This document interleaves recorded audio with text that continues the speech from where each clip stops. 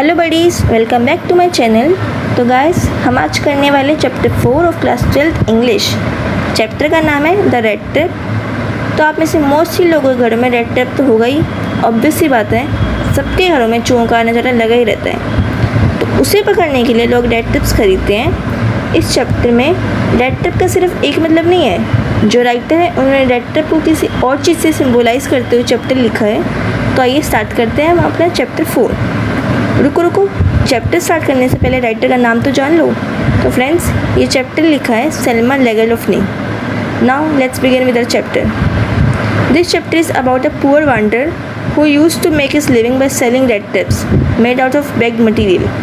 ये कहानी एक ऐसे आदमी की है जो अपना गुजारा रेड टेप्स को बेचकर चलाता था, और वो रेड टेप बनाने के लिए भीख मांगा करता था, और कई बार छोटी मोटी चोरियाँ भी करता रहता था, क्योंकि सिर्फ रेड टेप्स बेचकर वह अपना गुजारा नहीं कर पाता था। One day, while thinking about his red tips, a thought struck at his mind that the entire world is a red tape, and shelter, food, clothing, comforts, and luxuries are like baits to entrap people.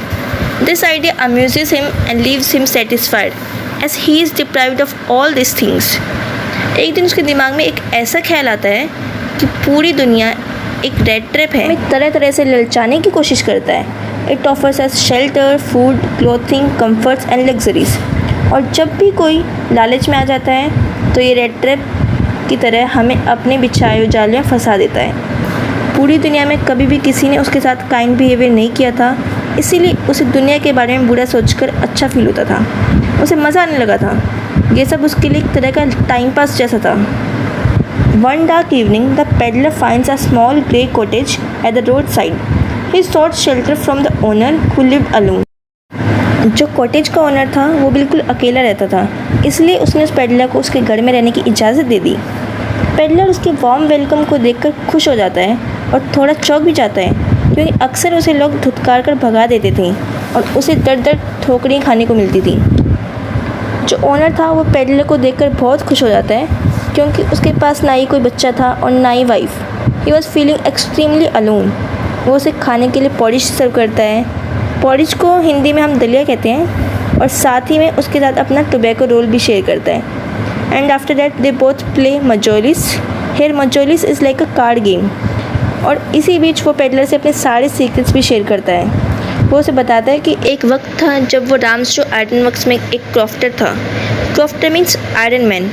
लेकिन अब वो घर पर ही रहता है और अब उसकी काऊ ही उसकी कमाई का सहारा है। उसी का दूध बेचकर वह कुछ पैसे कमा पाता है, और अभी रिसेंटली उसके पास 30 क्रोनर्स आए हैं अपनी काऊ का मिल्क सेल करके।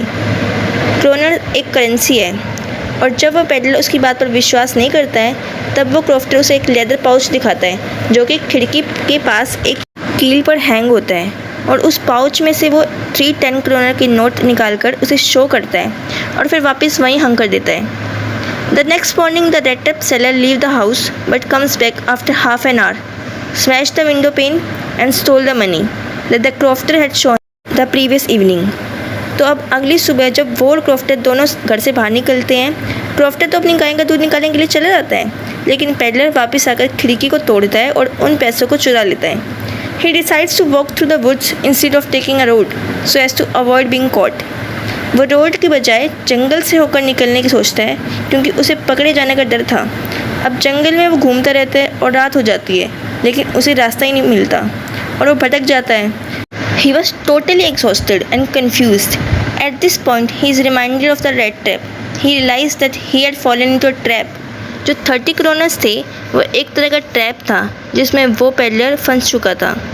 अब आगे की स्टोरी में क्या होने वाला है जानने के लिए देखिए पार्ट 2 ऑफ दिस चैप्टर। लेकिन पार्ट 2 में जाने से पहले इस वीडियो को लाइक और शेयर करना मत भूलिएगा, और साथ में इस चैनल को सब्सक्राइब भी कर दीजिए, ताकि आपको हर चैप्टर की वीडियो आसानी से मिल जाए। ओके गाइस, बाय बाय, मिलते हैं नेक्स्ट वीडियो में।